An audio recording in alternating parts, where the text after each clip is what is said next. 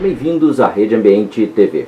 No dia 7 de novembro de 2019, ocorreu a 9ª reunião ordinária da Câmara Técnica de Estudos Gerais, a CETEC de 2019, do Comitê Guandu, no município de Seropédica. Teve a apresentação da edição de funcionalidade e ações realizadas no ano corrente no Siga Guandu, uma plataforma existente na página do comitê que disponibiliza várias informações sobre a bacia do Rio Guandu. Como eu estou vendo o pessoal aqui, novato, a gente vai estar se apresentando para todo mundo estar se conhecendo melhor. Então, eu sou Amsterdã Ribeiro, sou subcoordenador dessa Câmara Técnica, funcionário da Prefeitura de Piraí, gestor ambiental. Nosso amigo? Giovanni de Souza, Instituição Defensoria Socioambiental. Veio estar hoje aqui para fazer essa apresentação do item 7, apresentação sobre resíduos e medicamento e hormônios na água. Eu sou Marco Antônio Barbosa, sou engenheiro, meu nome sou do Conselho Regional de Engenharia e Agronomia. Jaime Henrique Leite Santos, diretor de saúde e segurança ambiental do trabalho, hospital de Pegado. Meu nome é Andrei, eu sou coordenador do projeto Siga Guandu. Sou Alex, Cristiano do Embrapa. Henrique Mansur, da TNC, primeiro agrônomo. Próximo. Eu sou José Tonete, sou engenheira, professora da Universidade de Iguaçu e estou representando a município de Nova Iguaçu. Sou Pedro, faço engenharia ambiental, estagiário da Secretaria de Meio Ambiente de Nova Iguaçu. Faltou eu. Ou garoto. Eu sou Décio, eu sou professor da Universidade Rural, mas represento aqui a Associação Brasileira de Água Subterrânea. Ana Paula, representando a Prefeitura de Itaguaí. Sou Sandra Borges, estudante de Ciências Biológicas, representando também a Secretaria de Meio Ambiente de Nova Iguaçu. Bom dia a todos. Pessoas diferentes, novas aqui. Meu nome é Fátima.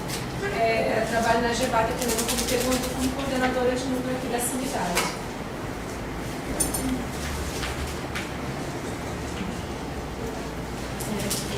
Pensando, 8%. 17, jogando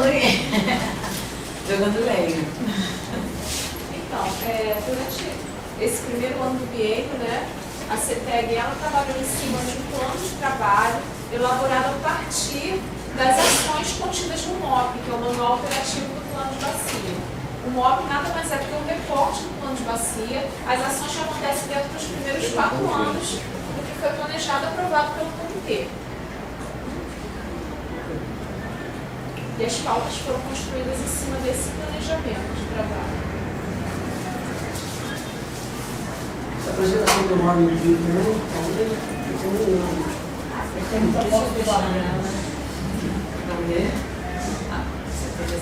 eu posso tomar em tudo também.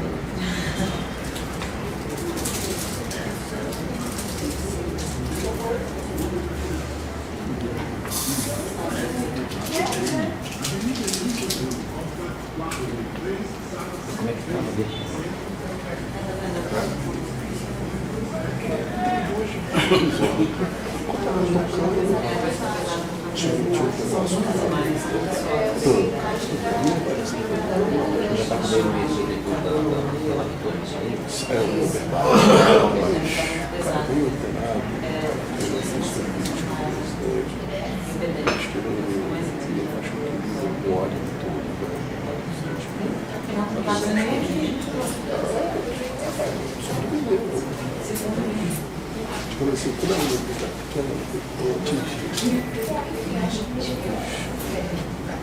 Não sei se essa liberação de gestão vai chegar aqui.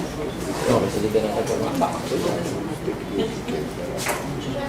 acho que a instituição tem que se coçar. Tem que caminhar. Eu acho que ele está fazendo isso. Tem um dia já? Chegou a convocatória? Chegou a convocatória? Já tem espaço. Pois é.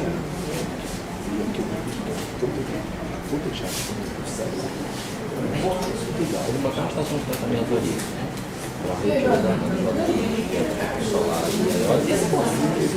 Agora que você fica assim, tudo isso é muito. O pessoal do polo sentido. Por que não tem contato com o pessoal da Universidade de Minas que fez algum movimento? Aqui, ó. Eu vou recomendação para esse faltou a permissão. Está providenciando o blackout aí, mas tem que fazer 5 licitações.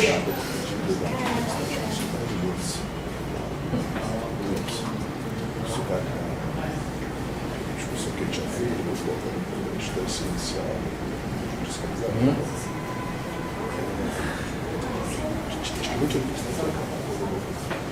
Na nossa primeira reunião, realizada em março, nós tínhamos como pauta a eleição dos membros, do seu coordenador e subcoordenador, e a apresentação do trabalho do GESP, né, foi submetida a um congresso, a apresentação do manual operativo, porque o MOP ele foi um recorte que a gente trouxe para a Câmara Técnica para apresentar isso, o plano foi aprovado, e os resultados do projeto LISA. E o sindicato lá continuou com o pessoal do PSOL? Foi a nossa primeira reunião, foi bem quente essa reunião. É? Em todos os sentidos. Eu conheço as duas pessoas.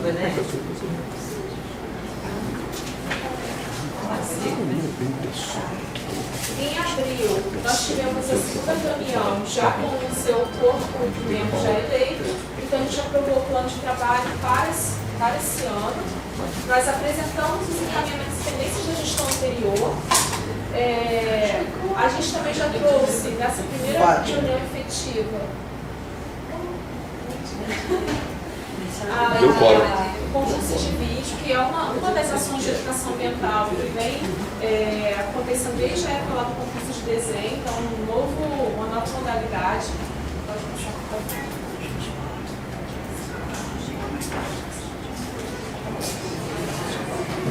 Nós tivemos uma primeira reunião conjunta com a CETEG e a CETIG, que a gente achou importante, interessante, juntar as duas câmaras para apresentar esses assuntos que são de interesse comum, que a gente não conseguiu vencer na reunião anterior, então a gente trouxe a apresentação do projeto ISA, CI Brasil, ela veio para a reunião apresentar, e nós fizemos uma apresentação bem ampla sobre o MOP, mostrando as ações contidas no manual operativo.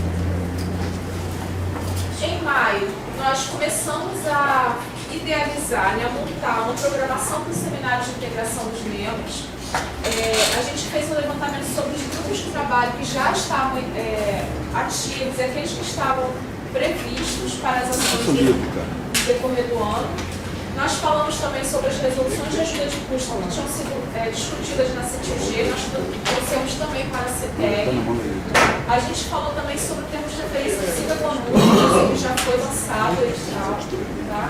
E a aprovação do plano de trabalho, a gente aprovou no caso, a gente trouxe para discussão essa aprovação do plano de trabalho da CETEG, que foi um assunto que acabou ficando pendente em algumas reuniões, porque a gente tinha algumas ações conjuntas com a CETIG e a gente dependia dessa integração com a outra Câmara para aprovar. Em junho, nós discutimos novamente a programação e aí a gente estava discutindo datas, como seria a dinâmica de tudo isso. Temos referência para o Observatório da Bacia, que também já foi lançado, tá, lá. O informe sobre o plano de comunicação, que na época estava ainda em assinatura de contrato. Nós também trouxemos mais uma vez o plano de trabalho da CETEG, que a gente ficou dependendo também da CETIG. Em julho, nós aprovamos, enfim, o plano de trabalho da CETEG e nós trouxemos a apresentação do edital de educação ambiental, aquele que a gente lançou em outubro e que está aberto para as prefeituras. Trouxemos também um andamento sobre as ações previstas na Agenda Verde. A Gabriela falou sobre os trabalhos do GTV, sobre as ações de TSA. Nós também discutimos sobre a programação do seminário de integração, que infelizmente, desde claro que a gente não conseguiu fazer ainda, Mas já está agendado. Já está pré-agendado. A gente estabeleceu uma data, a gente está mostrando os administrativos, porque ele mudou a programação. A gente fez uma programação em formato de oficina, isso vai ser apresentado. Vai ser apresentado pelo Tony, a programação. Foi na semana passada. Na semana passada, foi a própria CETEG que alterou o escopo. Tá ótimo. E ele vai ser em formato de oficina durante 2 dias, no local, alugado no hotel. Então a gente mudou todo o escopo da central de integração. A gente está agora só fechando contratação, questão administrativa do local. Vai manter a data ou não? Olha, a gente vai dar um prazo até semana que vem. Se eles não conseguirem fechar o Já tá local, em cima, né? pois eu acho que para divulgar, convidar, fica muito em cima. Muito. Entendeu? Então a gente está dependendo de fechar essa parte do local. É isso, Tá? Então a gente tem o prazo até semana que vem, senão a gente vai adiar. É Gisele Santana? Em agosto a gente fez alguns ajustes por conta de uns contratempos com a CTUG, então deu para entregar datas, então a gente deixou o plano da CETEG independente da outra Câmara e a gente aprovou. A gente apresentou sobre o próprio SA uma nova metodologia de valoração para os produtores rurais.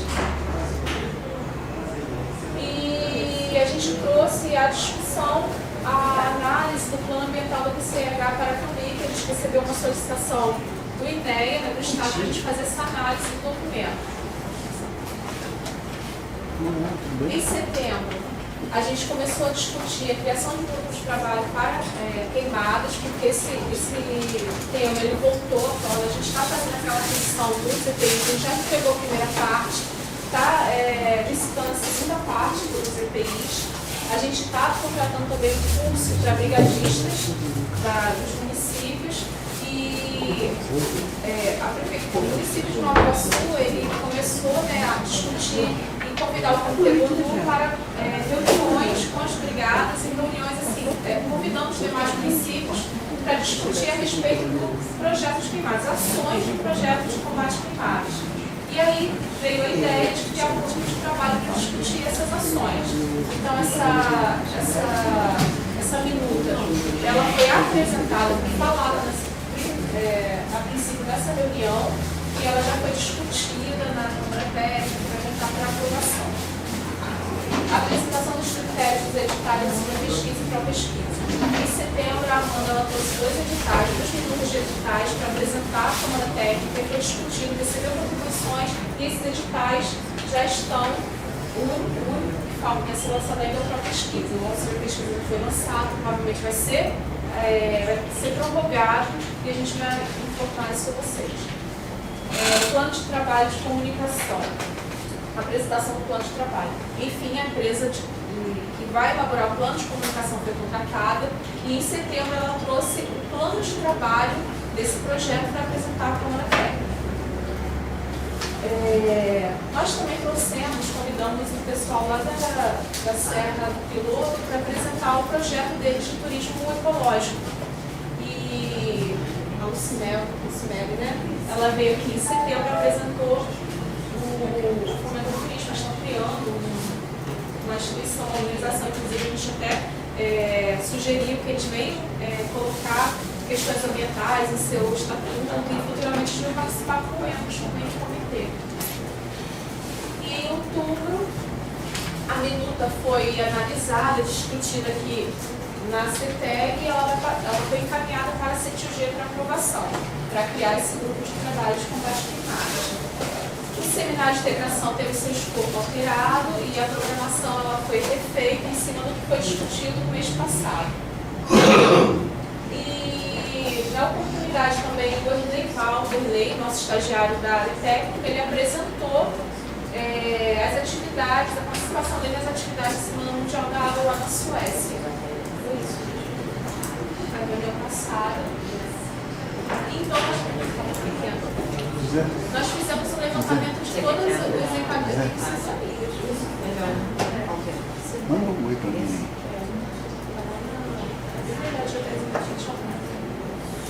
Nós fizemos o levantamento de todos os encaminhamentos das reuniões e o status de cada um deles, tá?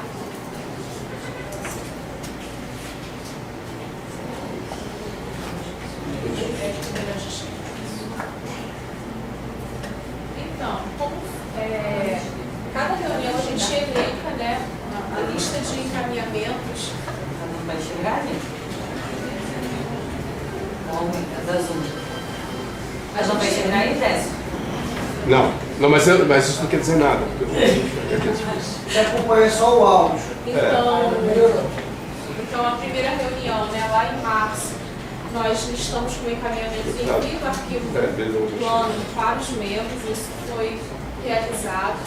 A gente adiou para a reunião seguinte, porque não deu tempo e ficou muito corrido, né? A gente teve uns contratempos nessa reunião. A apresentação do MOP, a apresentação do concurso de vídeo, os resultados do projeto Luísa. Então a gente colocou na reunião seguinte. Em abril, ficou como encaminhamento solicitar o parecer jurídico da Procuradoria do INEA sobre participação dos membros em licitações. A carta foi minutada, enviada lá em abril. A gente também colocou como encaminhamento e o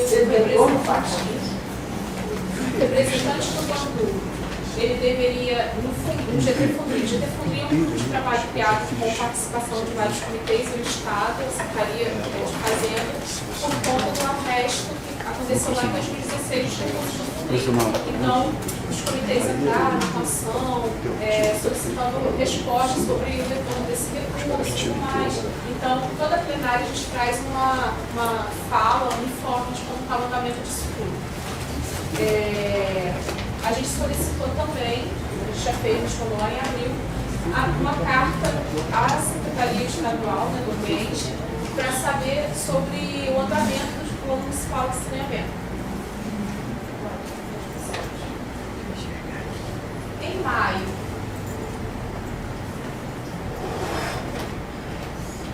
maio, a gente teve alguns. O primeiro encaminhamento foi ajustar a ata, porque a ata da eleição, eles pediram para eles fazerem os ajustes, colocar a lista dos eleitos e não enviar a proposta do formulário para coleta de informações. Sim, naquela época, quando a gente começou a discutir o seminário de integração, foi sugerido a gente enviar o formulário para todas as instituições do comitê, perguntando o que eles fazem na bacia, o que eles gostariam de apresentar, quais ações, e a gente enviou na época, tá? A gente tem guardadinho algumas respostas. Reenviar a carta de convocação do GT Saneamento Rural, sim, porque a gente estava convocando os municípios para responderem, né, e se apresentarem para contribuírem com o projeto de saneamento rural. Então a gente decidiu naquela reunião que a gente ia dar mais um prazo para esclarecer as dúvidas sobre quem a prefeitura indicaria para acompanhar esse projeto. E como a gente começou a discutir ajudas de custo, isso veio para a CETEG, foi sugerido ampliar a ajuda de custo e a gente fez um levantamento sobre deslocamentos, quilometragem, isso a gente também atendeu e enviou para a plenária em maio. A construção do plano de trabalho a gente também fez, a gente compilou as contribuições dos membros com a secretaria, a gente trouxe para a reunião seguinte. A Barrier, isso foi uma solicitação do Marcos, né, de enviar algumas cópias, alguns materiais, isso foi distribuído durante o plenário em maio.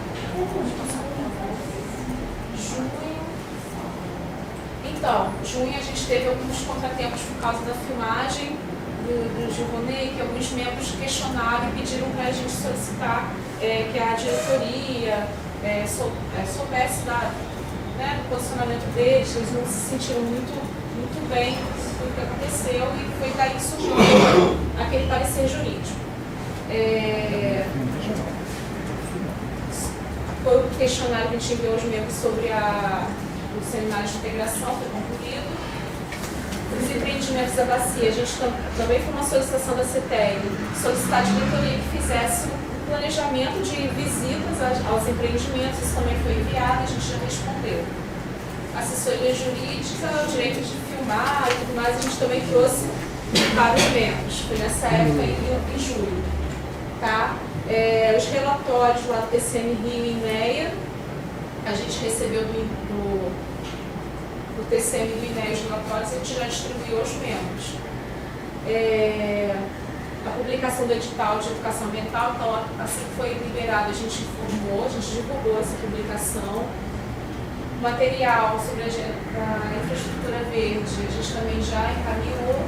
A presença do seminário de integração a gente acabou adiando, porque não tinha como realizar em julho, muita gente estava de férias e a gente teve um esvaziamento muito grande de participantes, a gente teve que adiar esse seminário.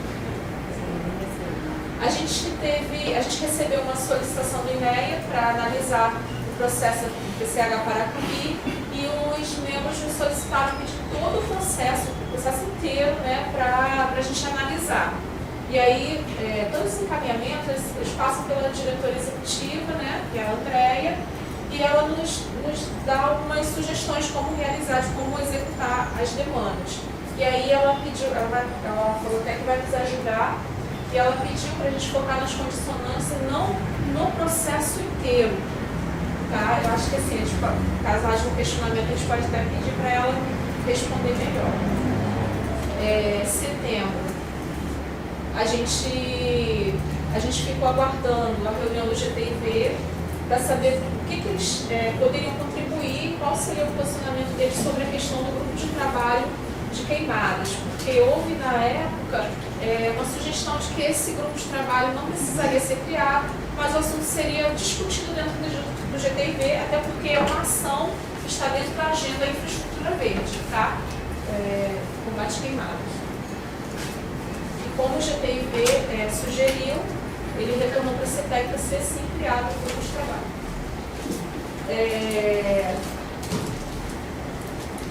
Sim. Aí houve também o questionamento sobre a questão lá do esgotamento de Piraí, sobre aquele aporte de recursos. Então foi solicitado pela CETEG que a diretoria disseminasse, divulgasse melhor como foi feita essa tratativa. Isso ficou para a reunião extraordinária de outubro e foi o que aconteceu. O assunto foi trazido, explicado, apresentado para a plenária. E em outubro, o encaminhamento foi alterar o escopo do seminário de integração. Isso foi feito. Então, assim, a gente pode dizer que eu trouxe, né, já até falei o status, é de que a gente montou a programação em cima das orientações da CETEG.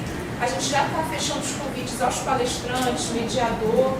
A gente só precisa agora fechar mesmo a questão burocrática administrativa do local.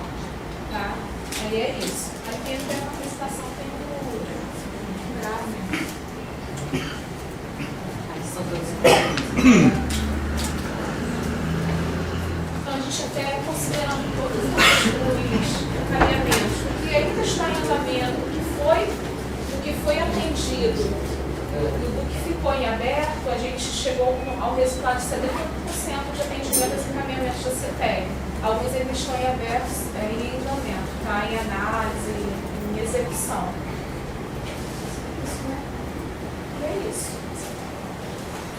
Certo? Bem, pessoal, então como podemos ver aí no gráfico, a gente está bem na fila, apesar de alguns contratempos, apesar de alguns acontecimentos que não nos permitiram seguir com aquele foco já traçado, mas atingimos aí 78%, digamos de passagem que estamos bem. Fátima, eu tenho uma pergunta. Quanto de trabalho dessa projeto está aprovado? Para esse ano foi aprovado. E a gente continua seguindo. E aí vai fazendo agora quando quiser isso. Então, Fátima, gente, bom dia que vocês chegaram um pouco depois. Porque como faltava a presença justamente do usuário para seguir o foco do trâmite, a gente conversando com quem estava aqui e decidimos fazer as apresentações, porque por determinado tempo, muita negociação para as pessoas virem aqui apresentar os seus trabalhos, apresentar aquilo que tem para colaborar com este comitê. Então, no início, a gente focou que não ia ter os outros itens que, de repente, ia precisar de aprovações e deliberações. Agora, já adiantado da hora, e muita gente tem compromisso para sair meio-dia, a gente vai continuar com o que foi acordado, todos os itens virão na próxima reunião, e lá a gente debate e delibera, ok?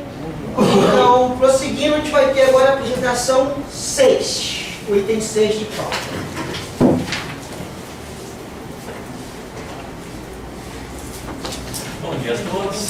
nome é Andrei, eu sou coordenador desse projeto, Siga Guandu, já faz uns 4 anos. E a ideia aqui é a gente apresentar o que foi feito nesse último ano, né, desde o ano de outubro do ano passado até agora. Para quem não conhece, o Siga Guandu é o sistema de informações do comitê. É um sistema que o objetivo principal é auxiliar o processo de tomada de decisão dos comitês, mas ele é muito importante em relação à disponibilização de dados e informações para a sociedade. Então, tudo que a gente tem de informação no nosso banco de dados, a gente disponibiliza isso para a sociedade e possibilita também algum acompanhamento, monitoramento com a questão dos recursos hídricos.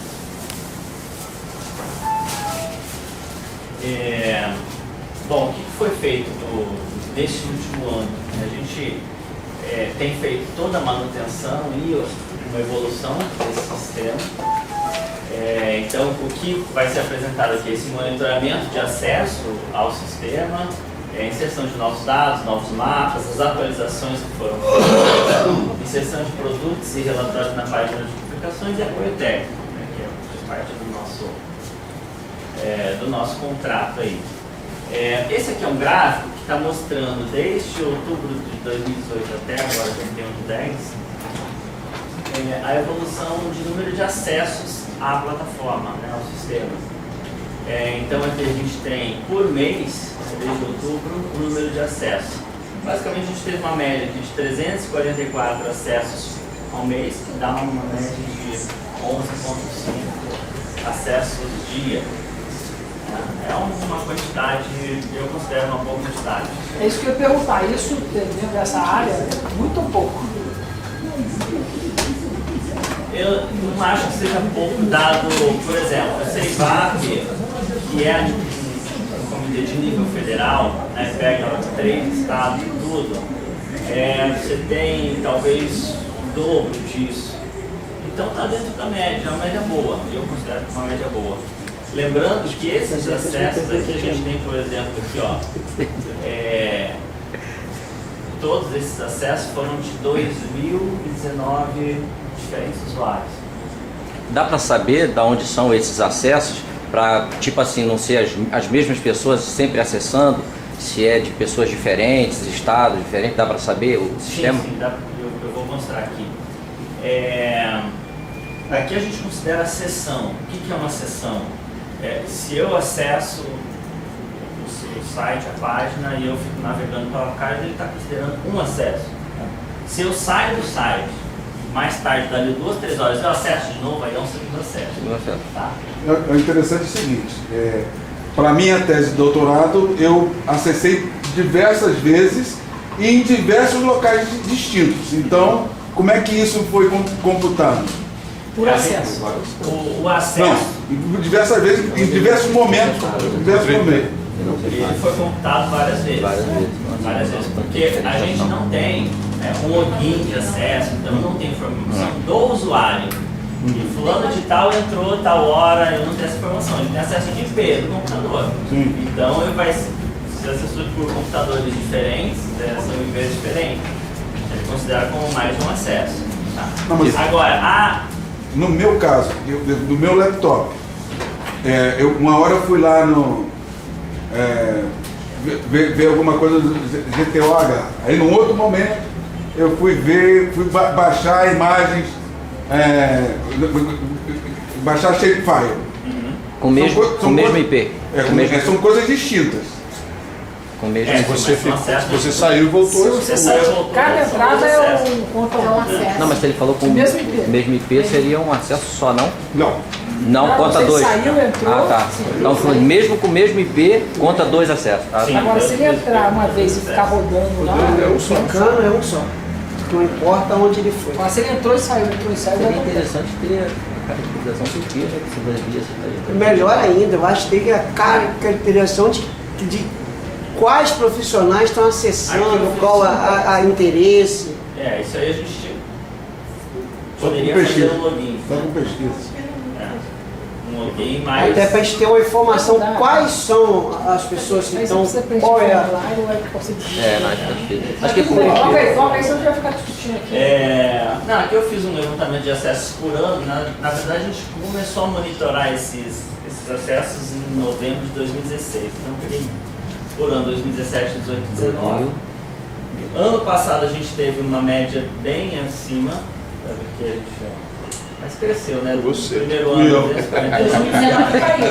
2019 caiu. Significativamente, né? Mas não acabou, tá? Não acabou. Pode acessar lá para ver lá. Então. Não acabou. Vamos dar mais like lá que aumenta essa média aí.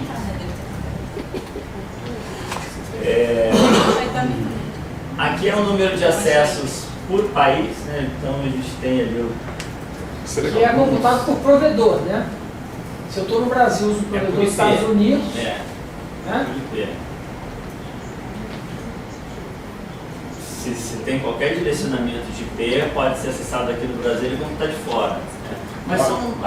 O pessoal que viajou para o México andou acessando lá. O número é pequeno em relação, né, ao Brasil. Aqui é... Você pode voltar esses slides, por favor?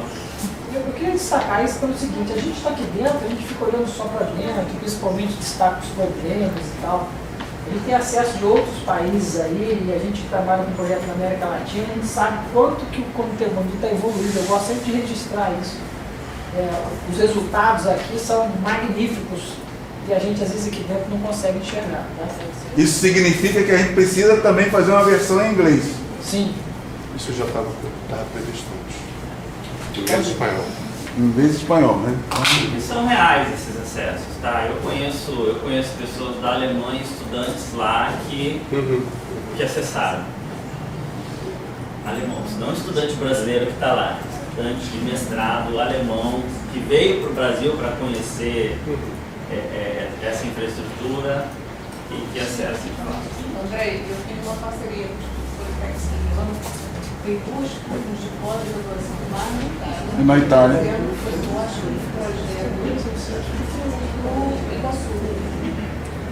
E eles vieram aqui para o Bandu e eu ciceronei eles aí rodando por aqui. Um grupo dessa Universidade de Milão. Aqui é basicamente o período do dia, né? Não, aí a gente tem que acreditar em você, não tem jeito. O período do dia que a gente tem acesso. Aqui são horas, né? 8, 9, 10, 11. De 10 às 12, de 14 às 16 é o horário que é mais acessado. De 10 às 12 Qual é o pico? De 10, 11 horas é o pico e 2 horas da tarde também tem um pico. É 2 PM. 2 horas da tarde, aqui é 10, aqui é 11. Maravilha. Esse é aquele gráfico lá que eu já mostrei. Aqui é computador ou celular, né? 83% computador, 17%. Eu entro no celular. Muito obrigado. Bom, essas são as páginas mais acessadas, né? É possível você acessar uma página sem entrar pela home, sem entrar pela página inicial do sistema, né? Mas, em geral, a home é a página principal, mas aqui são todas a hierarquia, né? Quais as páginas mais acessadas? Né? A parte de dados, de mapas. Aqui não é só o mapa, né? A pessoa pode fazer download do Shapefile, baixar os dados. A sala de situação também, que tem um monitoramento reservatório equivalente, né? Observatório, publicações, balanço físico, área restrita, papo online. Eu queria destacar outra coisa aí. O papo online é onde a gente pode acompanhar todos os projetos, inclusive com informação financeira, de status e tal. Então isso é status. Interessante a gente, principalmente a gente que é membro, tem uma decisão aqui dentro, é importante estar acessando isso. Aqui é o exemplo da ficha, que eu até deixei aberto, né? Então, esse é o projeto do SIGA. Todas as informações aqui, ó, todas as informações. Aditivo, valor do projeto, quanto foi pago por entrega, relatório, tá tudo aqui. E a GEVAP só paga quando insere o produto aprovado aqui. Tem um canal de participação e de contribuição, sugestões na plataforma? Tem o envio de e-mail só, né? Tem um e-mail principal. Por ali pode entrar sugestões. Mas você lembra que você lembra que há uns 2 pode ter anos sugestões atrás, de melhoria e tal, ter um link esse mais debate preciso, foi entendeu? iniciado numa plenária, Porque só pelo e-mail fica meio estranho. onde a gente fez um apontamento de ter um ícone ali, justamente para as pessoas que visitassem deixarem a contribuição, opinião, ou fazer determinado tipo de consulta específica que não tinha no site. Eu sugeri isso há 2 anos atrás. Vocês falaram que ia rever, se tivesse como botar isso, mas até hoje eu vi que continua sem esse botãozinho lá do vamos contribuir, né? Vamos disseminar projetos legais, vamos tirar dúvida, vamos deixar essa contribuição para a melhoria da página. Isso não foi feito. Então fica aí como encaminhamento, repense nisso. Porque às vezes, que a gente está falando aqui, está falando de disseminar o comitê nas bases, assim, com menos conhecimento. Porque sabendo que todos esses cliques aqui não vem de pessoas leigas ou pessoas que não conhecem. É feito por profissionais, estudantes, pessoas de área técnica e tal.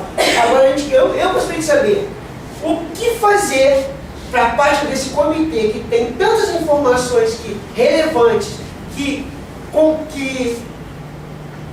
atingem pessoas que não são técnicas, são comuns, o que fazer para essa parte que vai interessante para alunos que não estão em nível técnico, estão no médio, acessarem, porque a gente está querendo integrar os jovens aqui dentro do comitê. Hoje a luta maior de todos os comitês que eu vi no Fórum Nacional e no Fórum Estadual é o que fazer para inserir esses jovens, como trazê-los, como interessá-los, entendeu? Eu acho que a gente deveria pensar no futuro aí, deixar também esse site atrativo para essas pessoas, que não estão aqui dentro hoje, mas que futuramente poderão estar.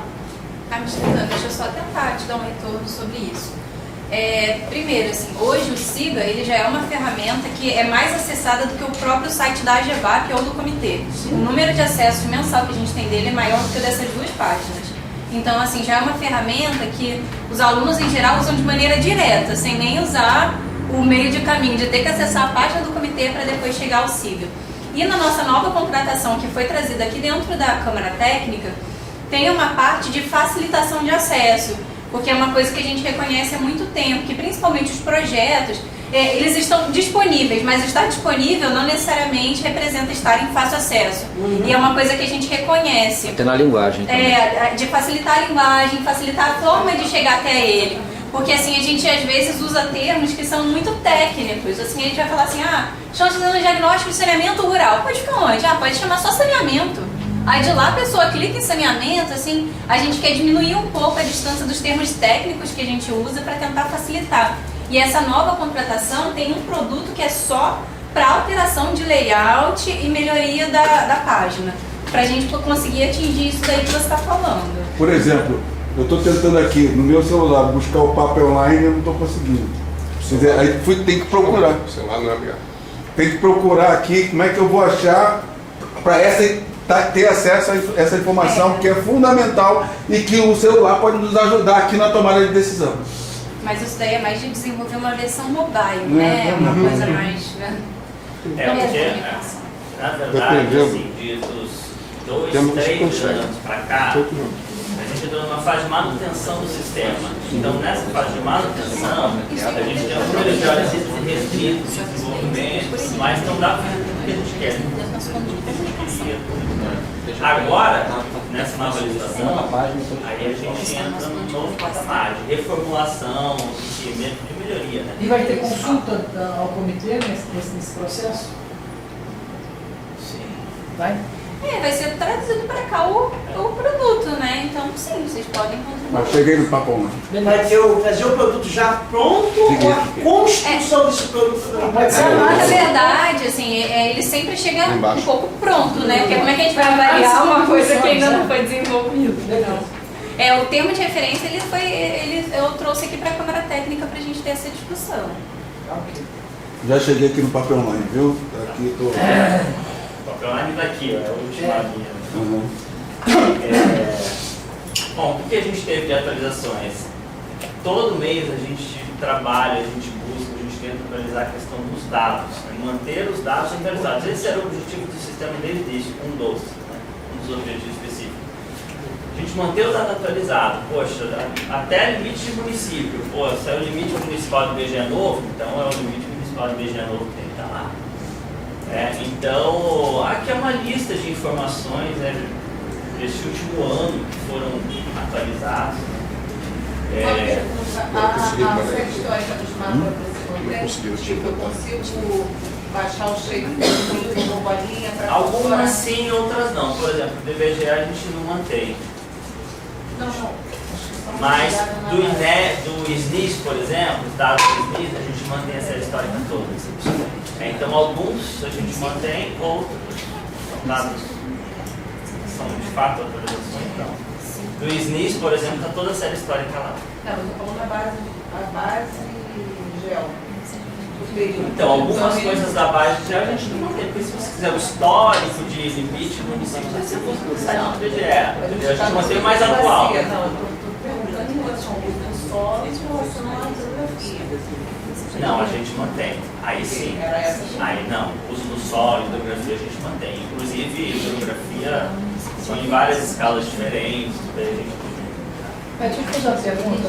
Até porque os do solo são dados diferentes, né? O dado mais atual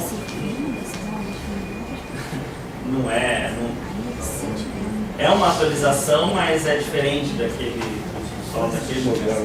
Então, se eu não estiver enganado, eu tive uma discussão aqui que o Atlas de Mananciais elaborado pelo INEA, as unidades de conservação não estavam atualizadas. Vocês me ajudam se foi isso, eu acho que foi isso. As unidades de conservação estão atualizadas, inclusive as municipais, sabe disso? Bom, ela tem que estar de acordo no plano bacia está. Não, mas me ajuda aí alguém, eu acho que foi uma discussão aqui, o Arnaldo que sabe disso. É que nesse ato de mananciais, as unidades de conservação não estavam atualizadas, que foi feito pelo INEA. E ele citou, lembra que ele citou no municipal. Mas é fácil, porque você pegar o plano está atualizado. Esses dados do plano foram inseridos todos aqui. Houve uma atualização errônea. Bom, então acho que é uma anotação. Estou dizendo aqui que não estou atualizado no SIGO. Acho que podia fazer uma conferência lá. Acho que no plano não tem uma que é pouco conhecida, que é da Cambraia, que é aqui de Serapete. Que nem Saci, sabe que existe todo mundo. Não aparece. Ó, aqui, ó, plano estratégico de recursos hídricos 2018, áreas protegidas, projetos de execução, de infraestrutura, de São Grupo, né? Tudo isso foi atualizado lá. Que foi criado no E se está aqui, está no sistema, porque esse levantamento é dos relatórios que a gente entrega mensal. A gente entrega os relatórios mês a mês e vai inserindo aqui o que a gente fez. Então... E só para, eu acho legal falar um pouco nessa parte aí, o André ele está tendo uma preocupação, por exemplo, a gente vai colocar os dados do plano de bacia, e aí a gente vai colocar os vários cenários do plano. Aí o cenário chama construção, vai levando. Aí assim, a princípio a pessoa nem entende do que está falando, como é que eu vou chegar no mapa, aí o mapa chama construção, o que significa isso? Então assim, eles estão tendo cuidado de pegar a descrição disso, para poder informar o leitor o que aquilo significa para ele poder usar. Deixa eu dar um outro testemunho aqui. Quando encontrei dificuldade de acessar, eu liguei para um telefone 3787-3729, aí procurei a Carol vai por aqui, vai por ali, e a gente consegue também. Então enquanto a gente não consegue esse caminho direto, a gente recorre a Carol enquanto a gente estiver por aqui. Pessoal, sem querer ser ditador aí, mas a gente tem 6 minutos para você terminar, que ainda tem a apresentação do nosso amigo Gil, e se vocês aí tem que sair meio-dia. Ok, galera? Só perguntar para o Andrei. É Andrei, né? Isso. 11h20. Nessa relação de vocês, qual é a relação com o observatório ONDA, que foi criado agora recente? Né? Na verdade tem aproximadamente um ano e meio. Após o FAMA, criamos a Frente Nacional do Saneamento, né? E esse observatório ele tem coisa a ver, ela é ligada às centrais sindicais, né? E às federações. Tá? É que na parte de saneamento, né, e recursos hídricos. Então, se vocês já estão atenados, né, pelo que parte do vearista, eu falo sobre a questão do esgotamento sanitário e resíduos, uma série de situações. Né? Se esses mapas de vocês também estão cruzando a nível nacional essas informações. Né? Eu não sei se vocês já tinham conhecimento do lançamento desse observatório também. Né? É um dado que está aqui para os companheiros aqui também entendam que as centrais sindicais, né, e as forças políticas têm feito também um esforço enorme para conhecer a realidade do Brasil a nível de saneamento, questão ambiental, uma série de situações, né, para poder prestar essas informações também na qualidade que está sendo prestada. Não, os dados específicos do observatório, se o observatório utiliza dados oficiais, aqui estão os dados oficiais do governo, dados do SNIS, dados do INEA, dados da ANA, dados do IBGE, aqui são dados oficiais. Se o observatório utiliza esses dados estão aqui. Especificamente, acessar esse observatório para a gente coletar dados para colocar aqui não foi feito. Tá? Se foi feito no contexto do plano de bacia, mas também está aqui, porque todos esses dados do plano a gente inseriu aqui. Aqui é exemplo desses mapas, todos esses dados que a gente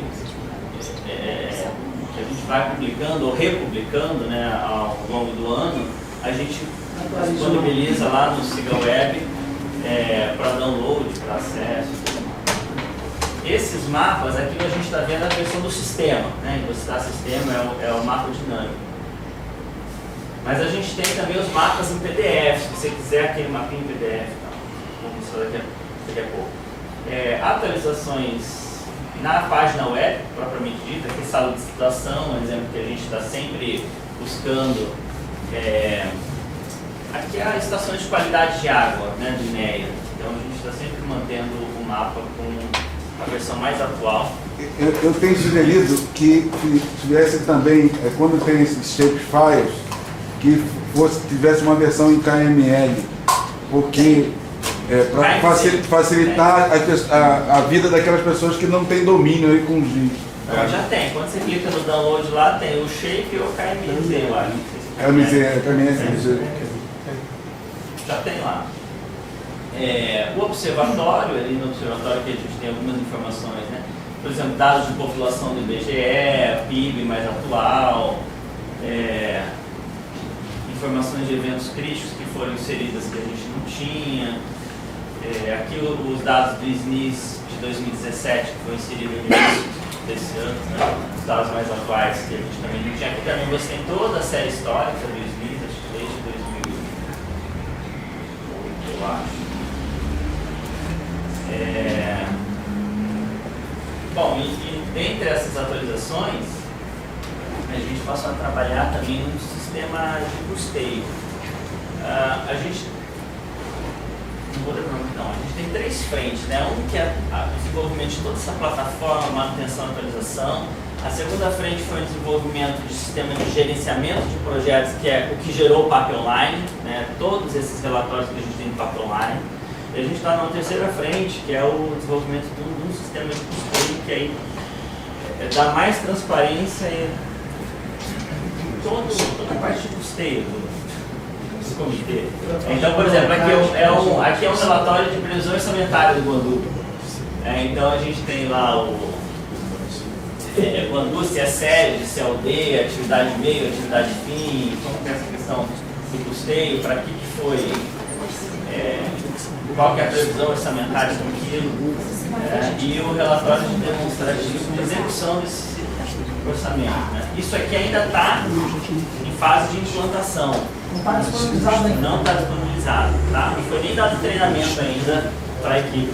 Na última reunião que nós tivemos do GT Fundri, e buscando mostrar para a sociedade o que os comitês vêm fazendo, foi sugerido lá pelo promotor de justiça Zé Alexandre Maximino, que a gente colocasse no mapa do Estado, no caso aí a gente está falando do Estado, georreferenciado as ações dos comitês. Né? Então, desempenhado pelos comitês. Então, para a pessoa... E aí...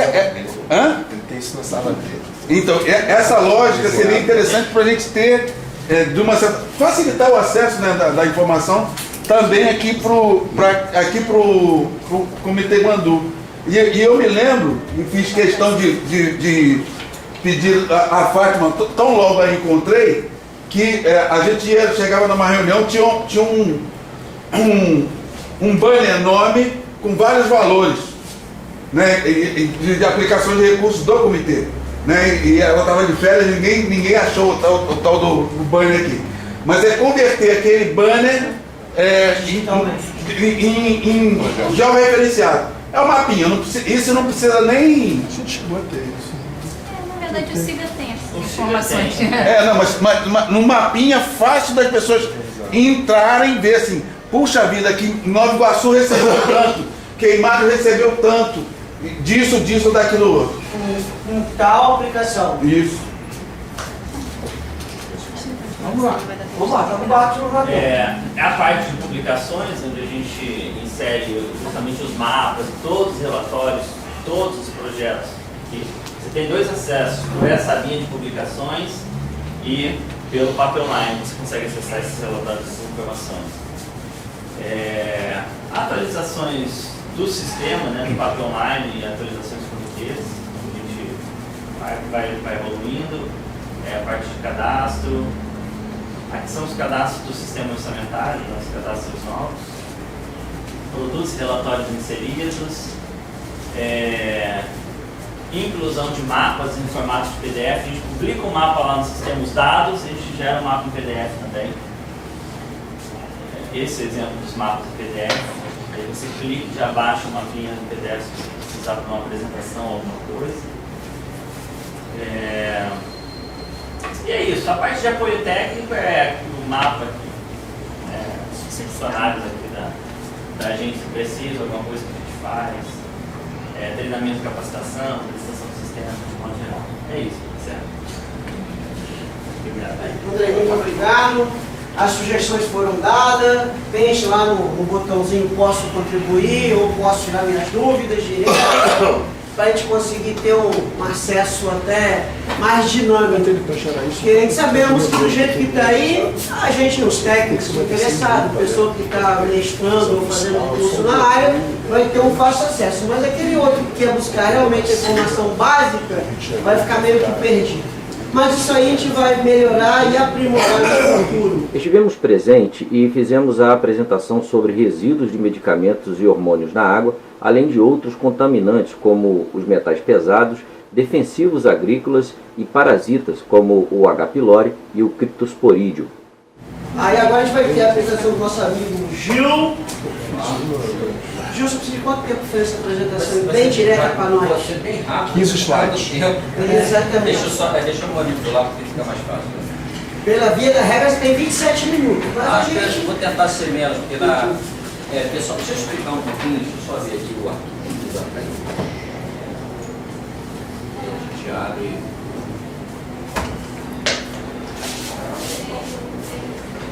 Apresentação.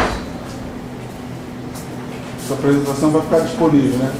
Vai. Acho que dá para ver aqui, não vou nem botar a apresentação de slide não, dá para ver. Bom, o que acontece, pessoal? Eu já tinha falado, na época que nós éramos conselheiros do Comitê Guandu, sobre a questão da qualidade da água. Inclusive o pessoal da SEDAI não gostou muito não quando eu comecei a alertar sobre a péssima qualidade da água da SEDAI, que se preocupa muito com a quantidade, mas não com a qualidade. Na época nós focamos no Cryptosporídeo, que inclusive teve um acidente nos Estados Unidos, onde os soros positivos morreram por causa do vazamento de esgoto, e foi descobrir que, por conta desse vazamento, os soros positivos foram contaminados com esse Cryptosporídeo e acabaram de falecer. Isso obrigou o governo americano a alterar o sistema de tratamento. De lá para cá, muita coisa aconteceu, muita coisa vem acontecendo. E a gente, recentemente, eu não estou fazendo tratamento ainda, fui contaminado por um parasita chamado H. pylori, que é um parasitazinho malvado que se agarra na parede do intestino e tira toda a proteção do intestino, provocando ulceração e até câncer de estômago, só para vocês terem uma ideia. na 1700, por exemplo, 1800, pessoas até cortavam o intestino por não saber do que era. Hoje já tem tratamento para ele, só que é difícil de eliminar ele do estômago. Pimenta. Você adquire ele através da água contaminada e de alimentos crudos, mal lavados ou que não são colocados naquela questão da imersão para eliminar o camarada. Então, quem se alimenta muito nesses restaurantes, come alface, tomate, tenha cuidado que você pode ser contaminado por ele. Além de outros tipos de forma de se contaminar. E a gente começou a entrar dentro de buscar essas informações. E aí nós vamos descobrir, por exemplo, que na França os franceses estavam ficando estéreis por conta de medicamentos na água, oriundo de anticoncepcionais femininos que são eliminados na urina e não são eliminados no tratamento de água. Então os franceses estavam ficando estéreis. Tese da Juliana. E aí... Vou chegar lá. E aí ocorreu mudanças também no tratamento da água dos franceses. Depois veio a questão dos metais pesados, principalmente em áreas. Esse tem mapinha, depois eu vou baixar e vou mostrando para vocês entenderem melhor. Contaminação por defensivo químico em área agrícola, que acaba sendo carregado pelas águas de chuva, contaminando as bacias, metais pesados, enfim. Então hoje a água que a SEDAI fornece à população do estado do Rio de Janeiro, ela tem de tudo e mais um pouco. Metal pesados, parasitas, produtos de medicamentos, tá? E a gente percebe isso quando a gente olha a Itaguandu, né, a captação do alto. A gente tem todo um empreendimento, tem uma foto que eu tirei, se vocês podem consultar depois, que lançam os Subnaturas sem contar que chegou no Paraíba do Sul, já vem trazendo no Paraíba do Sul muito esgotamento. Hoje a SEDAI trata a água de esgoto para sedentação. E o tratamento dela continua simples filtragem. Nos Estados Unidos, para eliminar o criptoscorido, foi usado a ozonização, e mesmo assim não elimina 100%, 95% ou 98%. Veja que o camarada é difícil de se eliminar. Em Santa Catarina, a universidade já está se envolvendo na discussão dos medicamentos na água. Tá? Inclusive, tem um livro que eu vou deixar aqui para vocês, é interessante vocês lerem esse livro, que é O Nosso Futuro Roubado. Esse livro virou um filme da BBC, um documentário da BBC. No nosso site, no Rede Ambiente TV, tem lá nós disponibilizamos, além do material que está aqui em PDF, um vídeo, e um vídeo que também passou na Rede Record sobre o BPA, que é um componente utilizado na fabricação de plásticos, que foi estudado inclusive na guerra, que provoca a feminilização do homem. Inclusive eles fizeram um comparativo do homem na década de 50, 60, 70 até os dias de hoje. Então o homem foi mudando a sua estrutura. Daí a não recomendação de tomar café nesses copinhos plásticos. Foi mudando a sua estrutura e aí foi se feminilizando, foi produzindo homens com quantidade baixíssima de espermatozoides com deficiência. E aí vem nascimento de crianças também deformadas por conta desses espermatozoides. Muitos nascem sem aquela caudinha, ou com duas caudinhas, enfim, ficam todos eles deformados. Isso está tudo no futuro roubado. O jacaré de uma determinada lagoa que recebeu isso aí ficou afeminado. Peixe também. Não, não, até peixe. Tá parecendo aquele vereador. Até peixe. Sério? O jacaré. Então, é uma questão bastante séria, porque até os peixes deixam de se reproduzir por causa desse impacto desses componentes químicos dentro da água. Então não há, o macho acaba não fecundando os ovos da fêmea e por aí vai, e alterando todo o hormônio daquela espécie. A Universidade de Santa Catarina já começou a discutir isso, só que a gente não vê uma discussão mais profunda. Os Estados Unidos, depois que houve essa situação, começaram a fazer um trabalho que eu acho interessante, essa questão da técnica, se for o caso, entender que isso seja algo sério.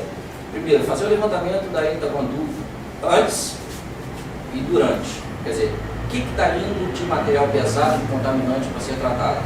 E depois que passa pelo tratamento, o que está indo para a população? O que foi eliminado, o que está seguindo.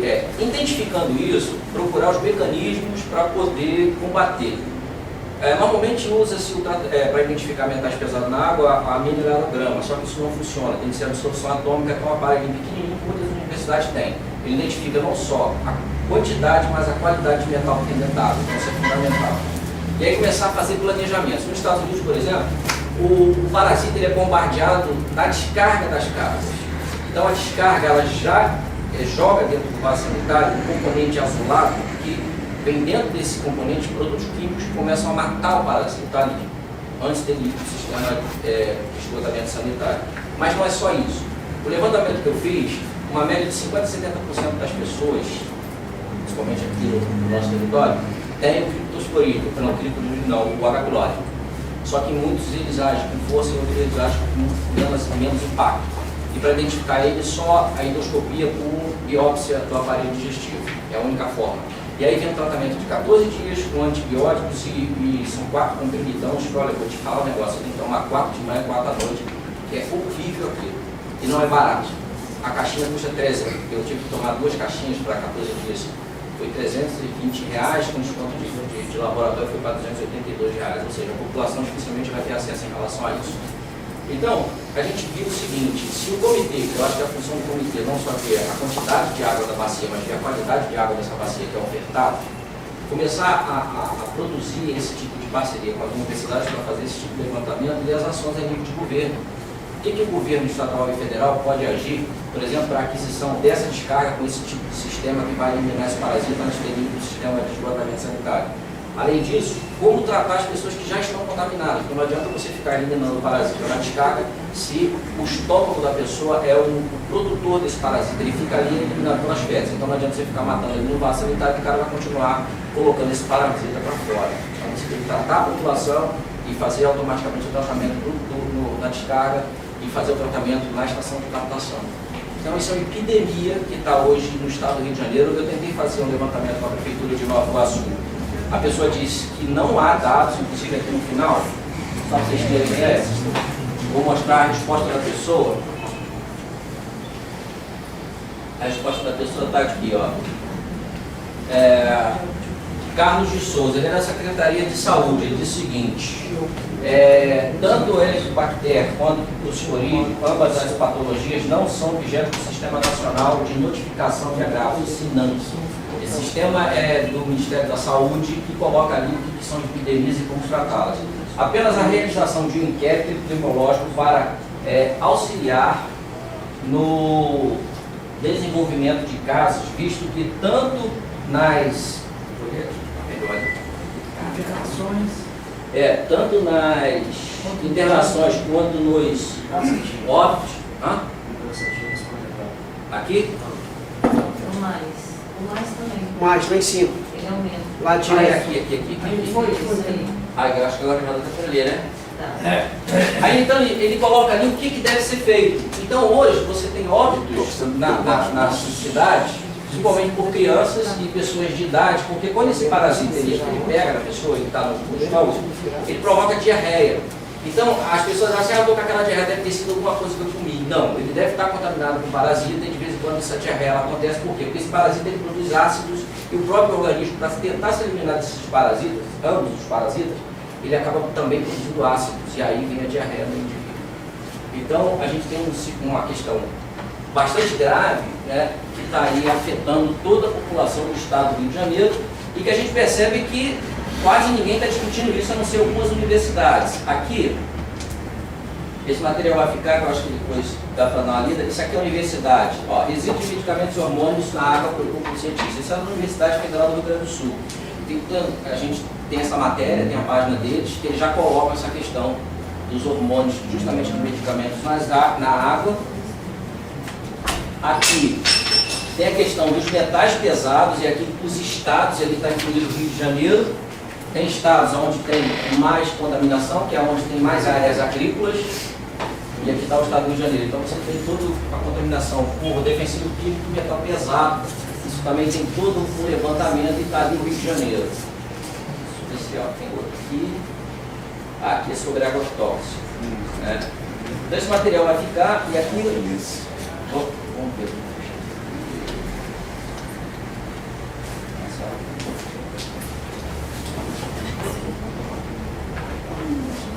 Bom, aqui está o livro.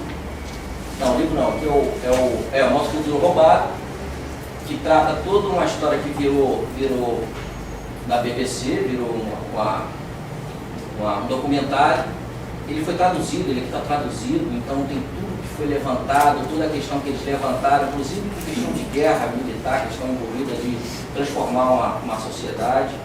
Então isso já é discutido, não é de hoje, só que ainda não foi dada importância. E a matéria da Record, ela deixa claro, tem um processo no Ministério Público Federal sobre o BPA, e a indústria do plástico ela é muito forte e pesada, então ela acaba inibindo a divulgação desse tipo de informação. O processo no Ministério Público até hoje se arrasta, porque a empresa joga muita grana para evitar que isso vá para fora. Alguns materiais plásticos vêm no fundo indicando que ele não tem BPA, só que é raro a gente identificar isso.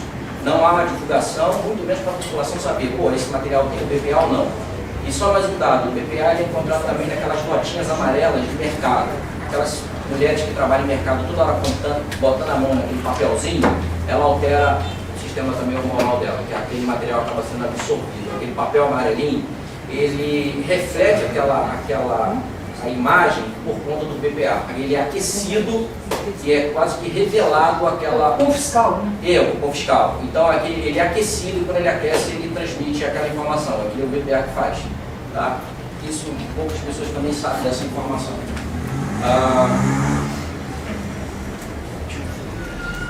Aqui tem um material bastante interessante. Técnicas de microbiologia sanitária e ambiental. Isso também vai ficar aqui, e essa pessoa aqui mostra algumas coisas bastante interessantes, que eu acho que dá para tentar entender um pouquinho desse processo. Tem um outro aqui que a gente vai deixar também, que eu acho que esse aqui.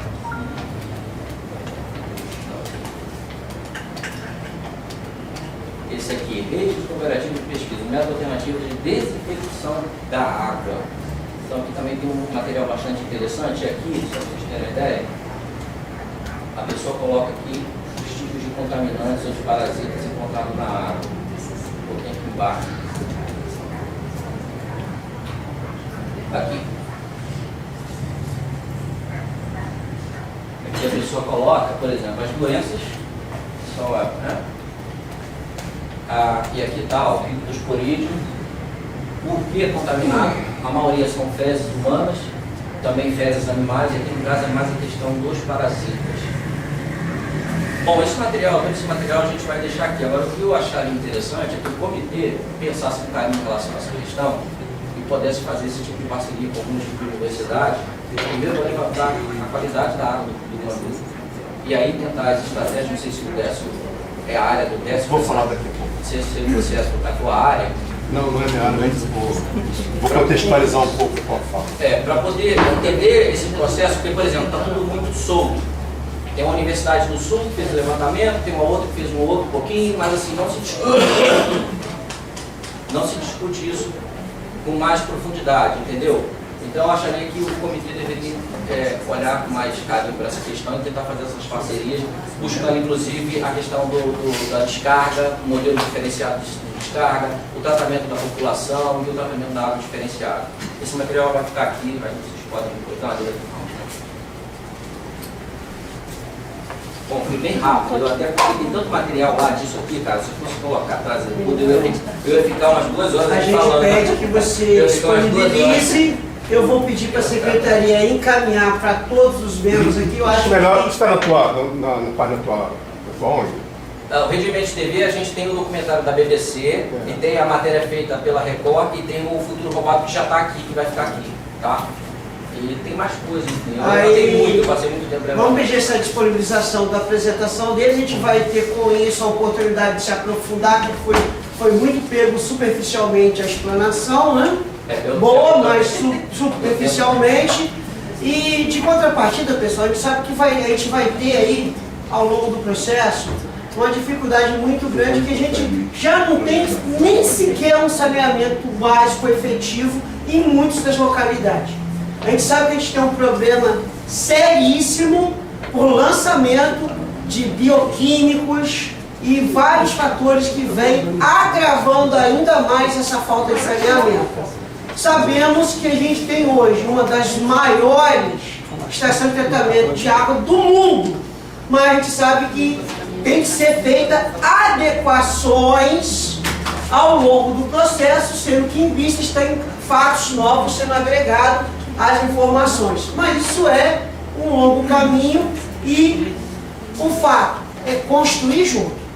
O fato foi apontado, Agora é adquirir o conhecimento, ver o pé ficar e ver o que a gente pode construir aqui dentro para poder tentar combater esse impacto. É porque, assim, só para completar o que eu falo, porque essa ação preventiva tem algumas ações que, pelo que pareça, o simples fato de você dar descarga do vaso sanitário, deixar a tampa aberta, você contamina todo o seu ambiente. Então, até isso, você tem que. É questão de educação. Então, tem coisas que só basta se reeducar. Agora, qual é o interessante disso tudo e das ações? Hoje, as demandas nos hospitais, principalmente por crianças e pessoas de idade, é muito alta e não tem qualquer dados em relação a isso. Então, se você começa a fazer esse trabalho de base, alterando o tratamento de água, você vai diminuir esse impacto na ponta hoje que está ocorrendo. Só que, como o próprio rapaz falou, não tem nenhum levantamento sobre. Então, a que nível estamos? Pode ser alto ou muito alto. E aí, se você tem uma redução desse impacto na ponta, na rede hospitalar, com certeza você ganha qualidade de vida e menos grana perguntas, contribuições? Vai? Mainá? Primeiro, eu queria dizer o seguinte: esse assunto é um assunto que não é a primeira vez que é levantado aqui, mas pela primeira vez com essa oportunidade. Eu acho que a gente tem que fazer parte da solução. O que eu consigo identificar agora de imediato, no próximo edital de auxílio à pesquisa, esse tema está entrando. Estimular a pesquisa das universidades para abordar esse tema, porque o nosso edital ele estimula alguns temas. Eu acho que esse poderia ser um deles. Assim como eu pensei que agora. Até uma pesquisa, né? Uma pesquisa é aquele mais específico para um projeto. Tem as ruínas da água, ele vai ser dado para a universidade fazer um projeto. Eu sei que nós já temos um instrumento para pegar assim, ele foi em parceria com as universidades, nós já temos esse instrumento que é só aplicar esse auxílio à pesquisa, que já estimula, a gente consegue orientar os alunos a trabalhar numa linha que a gente precisa. Orientar não, é só isso, parabéns aí. Mainá? Obrigada pela apresentação. Queria reforçar essa sugestão do Reino, que eu acho que é o caminho. E só para agregar mais um pouquinho de material, de pesquisa, digamos assim, e até esclarecer um pouquinho de algumas coisas que foram faladas. Eu vi que já tem algumas pesquisas, né, no Rio Grande do Sul e aí afora, e aí assim, quanto a esses fatores aqui para o Estado, a água fornecida pela SEDAI, especificamente, né, que é o que eu posso falar, a gente tem um centro de controle de qualidade, tem medições, e ela segue uma portaria do Ministério da Saúde de acordo com aqueles parâmetros. Então, para ela ser fornecida, ela tem que estar dentro de parâmetros que são medidos recorrentemente, diuturnamente, que são esses eu vou lembrar agora o número da portaria, 2914 agora. Isso, obrigada, Décia. Isso. Eu estava com 49, que eu estava lembrando o 4 do 9, isso aí, obrigada, Décia. E com os parâmetros também da CONAM. E assim, são coisas também que precisam ser avaliadas, porque a nível de Estado isso tem um controle sim, a SEDAI, ela faz essas medições e a água que é fornecida está de acordo com esses parâmetros. Isso pode ser verificado no site. Todos esses resultados dos parâmetros estão disponíveis, isso é dado público. Posso só uma questão. É essa questão que o Rio Grande do Sul a Universidade questiona. Não, é por isso que tem que fazer pesquisa. Por isso tem que fazer, porque os parâmetros hoje, CONAM, e todo esse mecanismo de avaliação, por ter sido feito numa época que não se tinha esse tipo de informação, não contempla. Então hoje você precisa fazer medições diferenciadas com equipamentos diferenciados, e aí você vai ter a real situação. E aí é o caso da sugestão mesmo. Aí você vai ver que a gente foge, inclusive... Mas foi só para dar uma... Quer dizer assim, o que está ali, os parâmetros que são estabelecidos, eles são seguidos pela empresa, tá? Só para deixar isso pontuado. Nosso amigo?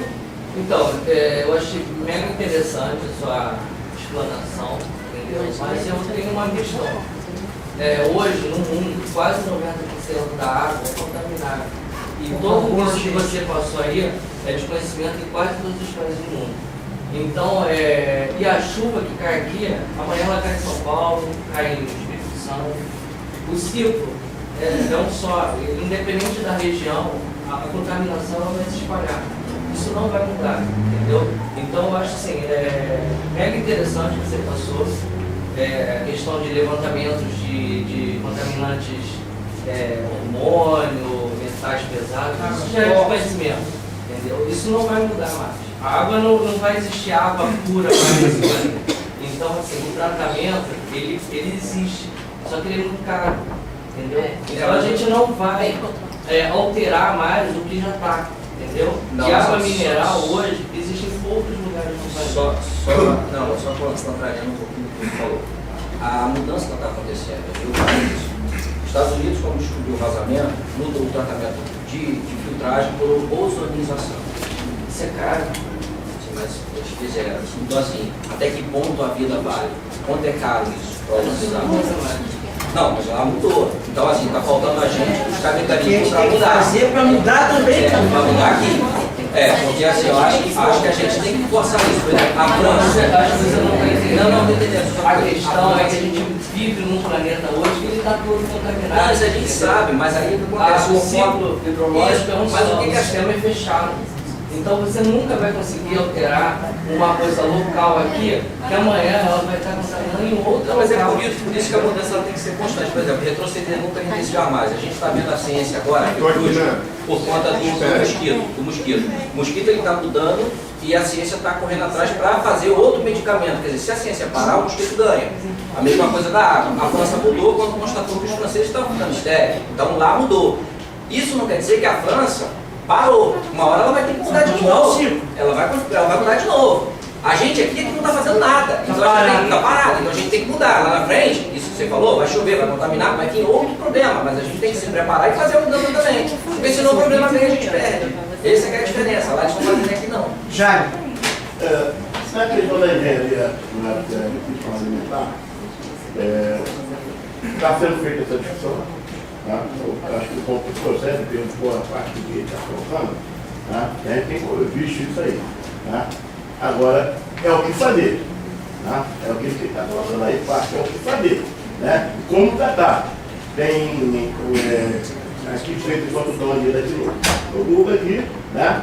Ele passa sobre a questão de alguns desse daí que estão na folha, né? No pepino, na alface, na tomate. Então, procede isso aí. Né? Agora, a questão é muito mais profunda. Né? Aí surgiu aí a questão do orgânico, né? As plantas hoje não estão sendo mais plantadas na terra, estão colocadas no tubo, o que vai melhorar com a carga de chuva que coloca aqui, né? Com aí a natureza que é mais perversa, né? É complicado, mas cabe a nós. Viu aí como é que é? Vai, Vinícius. Não tem mais nada.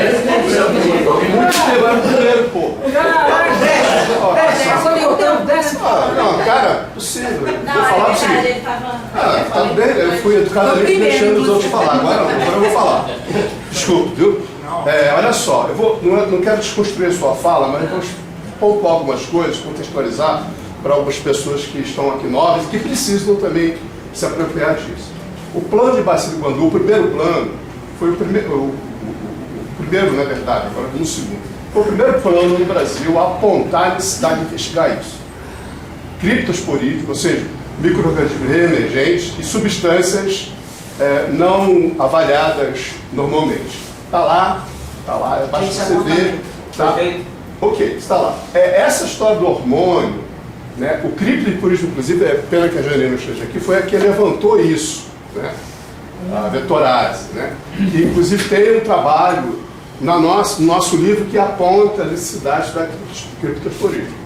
Então vamos lá. Identificação com o café. Isso. Aí vai adiar, de vários pesquisadores, Koch, West, tem trabalho com hormônio, no Paraíba do Sul, né?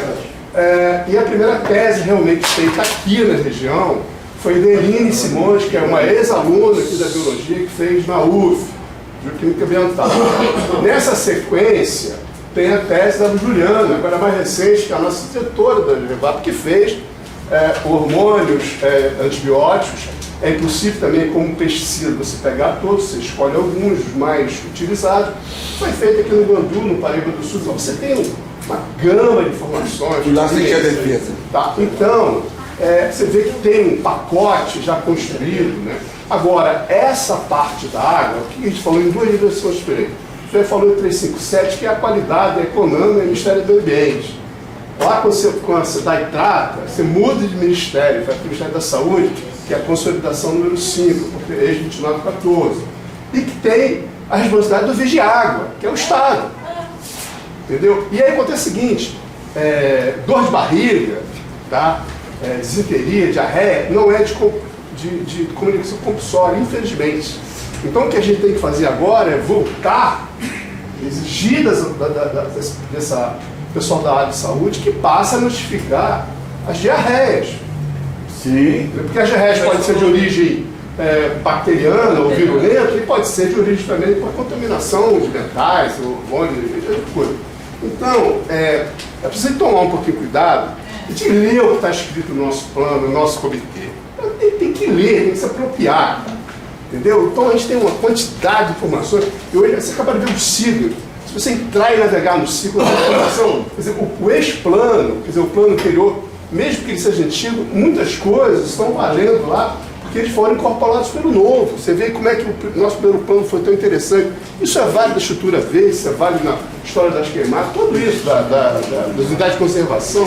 Então eu estou falando o seguinte, cara, tem realmente a parte de pesticidas, como a gente não tem uma área agrícola, né? Não quer dizer que não tem, né? Mas não tem uma tão desenvolvida. Embora você tenha aqui uma quantidade, se for ver o que se vende de pesticida aqui, não é defensivo, é pesticida, veneno mesmo. Aqui nessa região, faz uma pesquisa até a quantidade, onde vai isso. Todo tipo. Agora, isso, digamos assim, é uma pesquisa cara e que, diante das outras, ela fica secundariamente, porque não é uma área agrícola por excelência, mas tem. Né?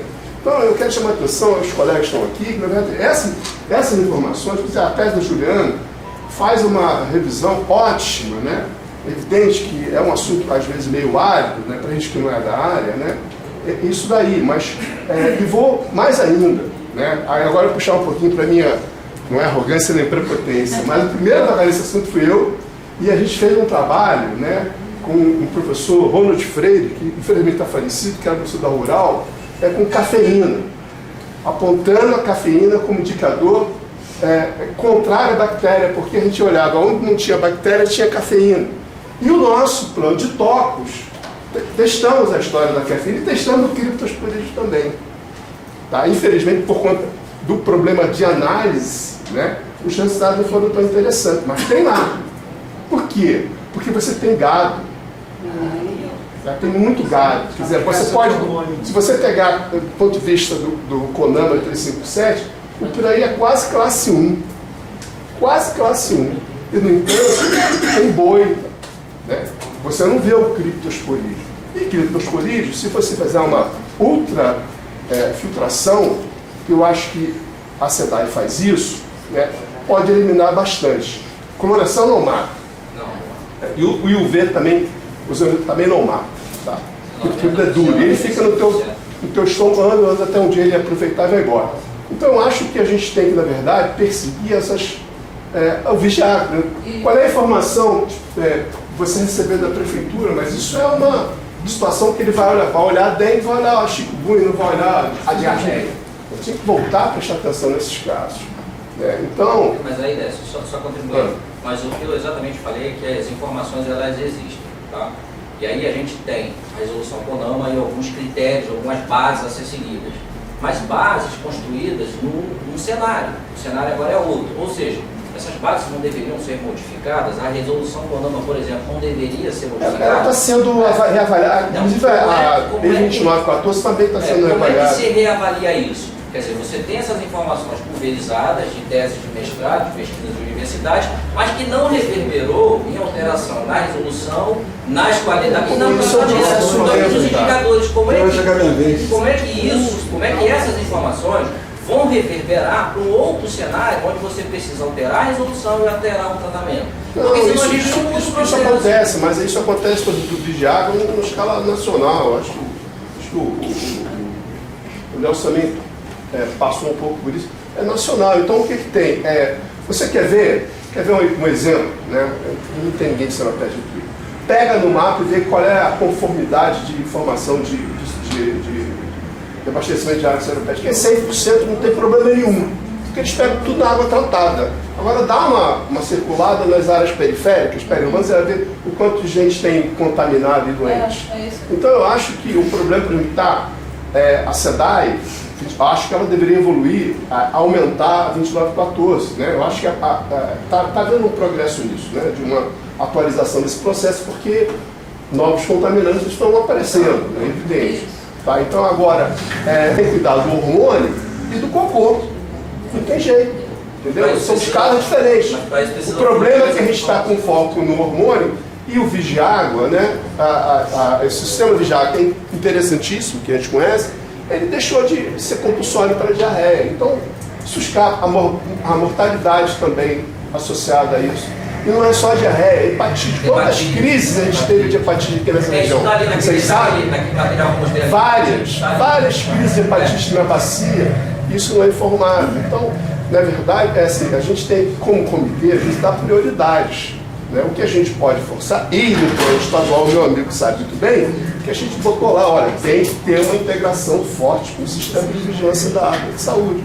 Porque é o ente que falta na gestão da água. O Ministério da Saúde tem que estar ligado, não pode ser. Sim. Senão não adianta, você está tratando de água, que é saúde, mas o Ministério está à parte. Aí como é que você... Sim, o problema é isso. Quando a SEDAI pega a água no Glandu, ela pega no Ministério do Ambiente. Quando ela bota na minha casa, ela bota no Ministério da Saúde.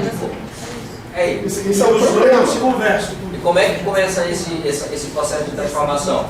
Tem que começar de alguma alavanca. Por isso eu quero dizer o seguinte. Eu quero chegar a minha vez de falar. Eu vou encerrando o seguinte. A gente tem que ter um pouquinho de cuidado com quais são as responsabilidades que a gente vai assumir como comitê. Não, isso é ótimo. A gente pode fazer, por exemplo, propor, não faz desculpa, até aumentando muito, faz em São Paulo, fica avaliando o que tem de bactéria. Se a bactéria dá um pulo, ele vai lá e analisa criptosporídeo. Não precisa fazer análise de criptosporídeo toda hora, porque é muito caro. Entendeu? Mas pode fazer esse sistema, analisa, pega, porque a bactéria cresceu muito, vai lá e pega criptosporídeo, pega o hormônio. É porque eu fiquei visualizando isso, acho como Chegou a minha vez? Só fechando, assim, só mostrando, contextualizando que esse processo é um processo que vem dentro do internamente do comitê, bem atrás. Acho que é ele aqui. Chegou a minha vez? Não, é ali, é o Vladimir. Eu ultrapassei o Valdo. Eu pedi logo depois de você. Ah, então você tinha gritado. Interessante é o seguinte, olha só. A gente precisa se colocar cada um no seu quadrado. Mas antes de eu desenvolver essa questão do quadrado aí, eu quero dizer que defendi que no INCOB recente tivéssemos lá uma oficina sobre os ODS. E para minha grande satisfação, a casa estava cheia e lá tinha o promotor de justiça de Santa Catarina. E o promotor de justiça, após a exposição, ele levantou esse tema, principalmente preocupado com a quantidade de agrotóxicos que estão sendo colocados nas águas brutas, né? Vem contaminando as águas brutas por várias situações. Isso gerou um documento, uma moção que vai ser encaminhada para vários entes. Trazendo aqui para a nossa realidade, a gente precisa ter muito claro qual é a nossa posição. Então, a nossa atividade, a nossa olhar, é bem verdade que eu tenho que pensar do outro lado, mas o nosso olhar são as águas brutas. Entendendo águas brutas como as águas dos rios, a água subterrânea, até a água de chuva. É de responsabilidade dos comitês, muita gente não tem essa noção. A água bruta é a nossa praia. Entrou na captação ali, aí passa a ser da área da saúde. E aí o que a gente tem feito? Eu segui muito na linha que o Décio falou aqui, busquei a interação com o pessoal da vigilância ambiental e vigilância de saúde. E o que a gente precisa fazer? O que o comitê pode fazer? O comitê pode fazer aqui promover um curso de qualificação para os agentes de saúde entender essas lógicas. Porque o agente de saúde, ele vai de casa em casa, então ele sabe quem é que usa água de poço, quem é que tem uma série de coisas, e ele também consegue ter acesso a informações do tipo assim, diarreia. Eu tive uma dificuldade enorme de encontrar estatísticas de diarreia no Brasil. Não tem nada. Então, depois de tanto falar isso, inclusive agora no INCOB, uma pessoa lá falou assim, eu vou te dar um link da onde você acha. Disse que mandou isso para o meu e-mail, mas até agora eu não vi. Mas é muito difícil. E internacionalmente, os indicadores, principalmente da Global World Partnership, GWP, ela usa como um dos elementos de avaliação da saúde da água esse indicador de diarreia, no mundo inteiro. Então, e diarreia tem que ser para a gente um elemento que nós temos que defender, que tem que ter estatística. E as estatísticas de diarreia lá fora dizem assim, ó, você ficou acometido de diarreia quantos dias? 1 dia, 2 dias, 3 dias, 4 dias, 5 dias, qual a tua idade, tudo cruzando, porque é um indicador importantíssimo para a qualidade da água. Então, o que é que efetivamente pode fazer? Que seja aí sugerido como um encaminhamento. Que promovamos um curso de qualificação para os agentes de saúde da bacia. E aí a gente começa a tratar desse assunto, que aí ele vai nos ajudar, inclusive, no aspecto de cadastro de captação de água subterrânea, inclusive. Só pegando um pouquinho da sua fala, dele rapidinho, um pouquinho do que o Décio falou, você falou que cada um no seu quadrado, e o comitê trata a água bruta. Só que se essa água bruta, ela já chega antes da captação contaminada, a gente não discute. Não discute, não. Esse é o papel. Essa é a nossa solução. A água está chegando já contaminada. Essa é a nossa solução. Da onde está vindo o contaminante? Porque se você não souber de onde vem o contaminante, como é que você vai criar medidas para evitar essa contaminação? Então precisa desse levantamento. Esgotamento sanitário. O que é que eu tenho de metal? Que tipo de metal? Da onde está vindo esse metal? Então tem muita coisa a ser levantada. Para você começar a ter ações, por exemplo, saber se tem uma empresa lançando sem tratar natura. Agora, como é que eu sei disso? Eu tenho que fazer esse levantamento. Pô, eu sei que na minha água tem X% por quantidade de água, por exemplo, de chumbo. Monitoramento. Chumbo. De onde está vindo esse chumbo? Eu tenho que saber de onde está vindo. Agora, eu tenho que fazer esse monitoramento, porque aí eu começo a inibir esse bombardeio de produtos na água crua, na água bruta, antes de chegar na captação. E aí eu vou eliminando o problema. A gente vai encerrar com o Vladimir e um breve informe geral, para quem quiser eu vou dar um pessoalmente, e deixar informado que como a gente ficou com 4 itens, né, da pauta, esses itens vão voltar na próxima reunião para ser deliberado, ok, Vladimir? Muito obrigado pela sua apresentação. Eu, como sou da Associação de Moradores, a saúde é a pauta principal. E aí a gente pertence ao Conselho Municipal do Rio de Janeiro, nossa parceira, a Federação de API, pertence ao estadual. Qualquer pauta a respeito disso, a gente existe essa setorização, se quiser encaminhar por nós para essas instâncias, inclusive a não notificação de diarreia, isso é uma coisa absurda. Outra questão, eu sempre defendi que o SIGA fosse sincronizado, ainda defendo, sincronizado com essas ferramentas do chamado DataSUS, ferramentas epidemiológicas. E aí existe uma série de questionamentos como dados relevantes de diarreia que não são computados, não são fornecidos para nós. Tem outros questionamentos a respeito do peso que chega no site, etc. Isso está posto aí para decisão. Uma coisa que eu vejo, não querendo, Nelson fala da compartimentação, mas isso é um tema muito transversal. Tanto que a gente já foi para o Conselho de Saúde, falamos de SEDAI e aí vai. O que acontece tudo isso daí gira em torno do plástico e do agrotóxico. Seria muito mais barato não produzir eles.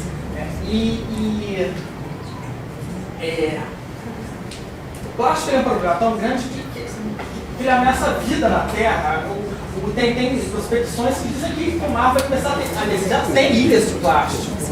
E os preços não, parece que mais do que nós, eles não estão conseguindo reagir a tanto plástico que tem lá. Aí quando a gente tira o sal de lá, o sal já vem com pedaços de plástico. Então eu acho que a solução melhor seria mesmo a gente caminhar essa luta pela extinção do plástico mesmo. Você falou isso aqui, estudos acadêmicos. Eu acredito que já tem muitos estudos bons no exterior e no Brasil. É claro que a gente não pode ficar copiando do exterior, mas eu acredito que na hora que for abrir um edital, o fomento aos meta-artigos seria muito interessante. O meta-artigo ele vai pegar 10 artigos e comparar eles, e ele vai produzir algo com uma relevância estatística muito forte. Apesar de não fazer a pesquisa original, ele cria algo com uma relevância estatística muito forte. Inclusive, eu, com todo respeito a quem já vem produzindo isso aqui no Brasil, eu acredito, foi as notícias que passaram fora do comitê, que os estudos mais relevantes sobre plástico, sobre xenoestrógenos, vêm do exterior. Então eu acho que o meta-artigo, pegando artigos em língua estrangeira e tentando fazer uma leitura com a ótica do nosso espaço brasileiro, seria talvez melhor caminho. Só fechando essa fala. O que eu percebo, depois que eu fiz todo o levantamento, é que o Brasil não dá devida importância à quantidade da água.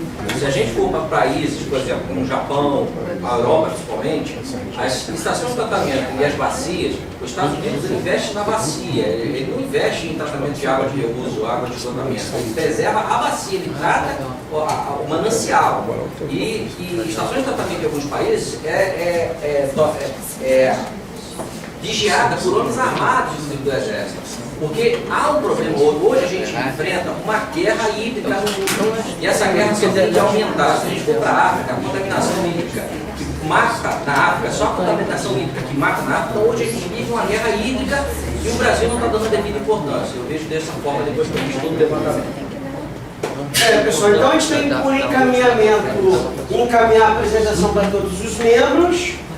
Esse item ser reforçado no apontamento da pesquisa, do pró-pesquisa, do próximo edital, botar isso como temática, e que esse tema possa entrar então em discussão, até para a gente alinharmos e achar soluções melhores nas próximas reuniões da nossa Câmara Técnica no ano que vem. Ok, galera? A SEDAI, fornecedora de água a quase 80% da população carioca, capta água na bacia do Rio Guandu, uma água carregada de esgotamento sanitário vindo através do Rio Paraíba do Sul, que recebe no município de Seropédica e no município de Nova Iguaçu um aumento considerável de esgotamento sanitário e demais contaminantes que citamos.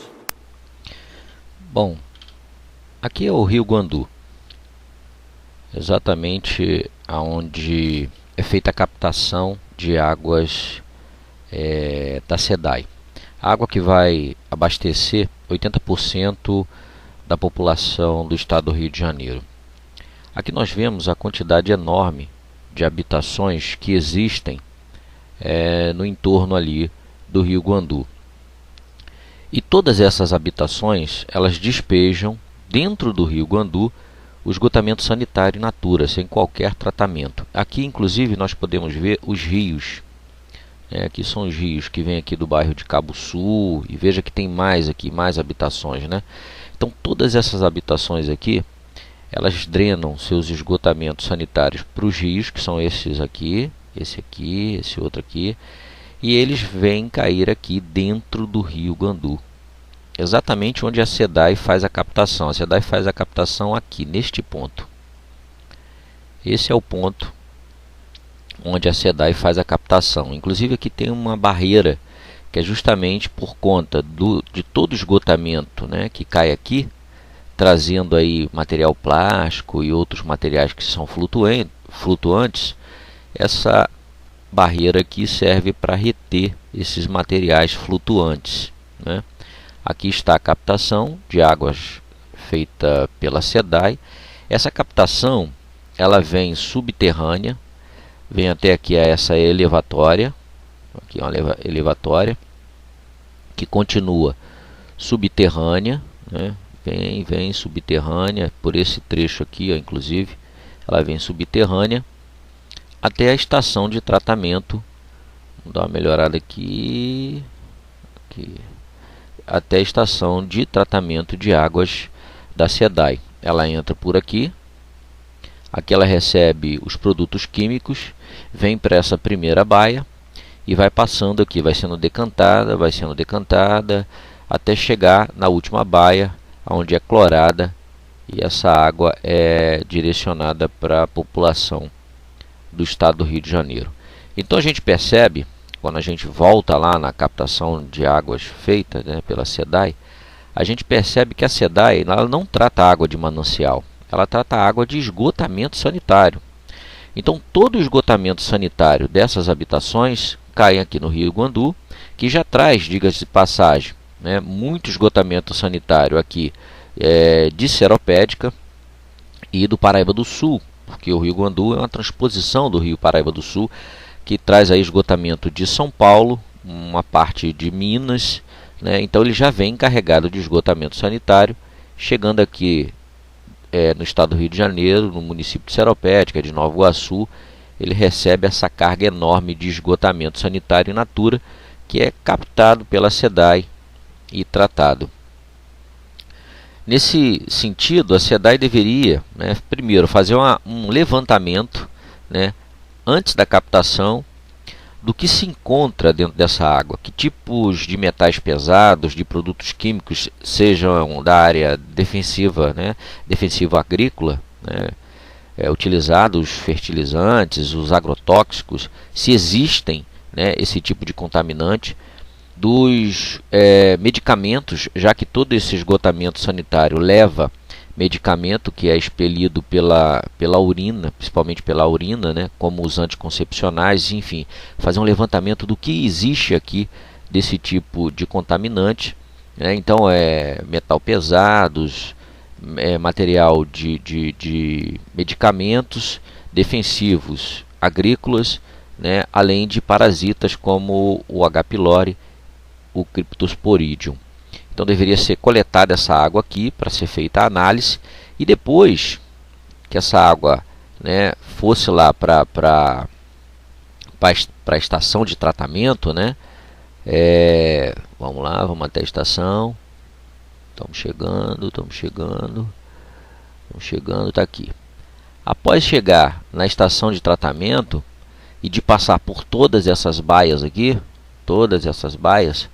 essa água deveria ser analisada aqui, né, antes de ser mandada para a população, para saber o antes e o após o tratamento. E aí, além desse ponto aqui final, né, captar essa água, por exemplo, aqui nessa comunidade, né, nessas outras comunidades aqui, e captando em locais mais distantes para saber se alterou, né, os contaminantes, se aumentou, se diminuiu, se surgem contaminantes novos. Então existe aí uma importância que ainda não está sendo dada pelo Comitê de Bacias Hidrográficas do Comitê Guandu, né, em relação à qualidade da água.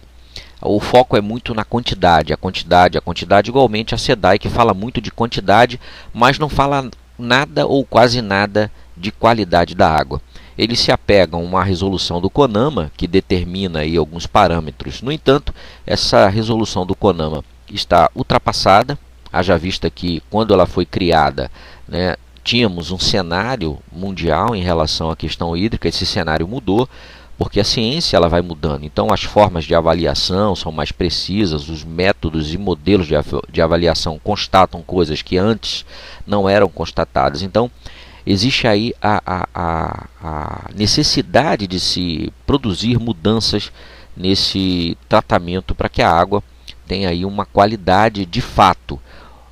No mundo existe uma guerra em relação à questão hídrica, né, a questão da água que mata, né, retira a vida de milhares de pessoas mundo afora. Alguns países como a França, né, e outros países da Europa e os Estados Unidos também já alteraram os seus processos de tratamento de água para sedentação humana, tendo em vista que pessoas nesses países morreram ou tiveram aí algum tipo de transformação hormonal, como no caso da França, onde os homens estavam ficando estéreis por conta dos anticoncepcionais femininos que são expelidos na urina e que não eram eliminados no tratamento. Então, alguns países já estão adotando, né, medidas diferenciadas no tratamento da sua água para a sedentação da sua população. Já aqui no Brasil, isso ainda não é uma realidade. Algumas universidades do Sul e outras universidades aqui no estado do Rio de Janeiro têm se empenhado em levantar essa questão, mas não há ainda aí um apelo, seja por parte da sociedade para essa questão que é grave e importante, né, e dos governos.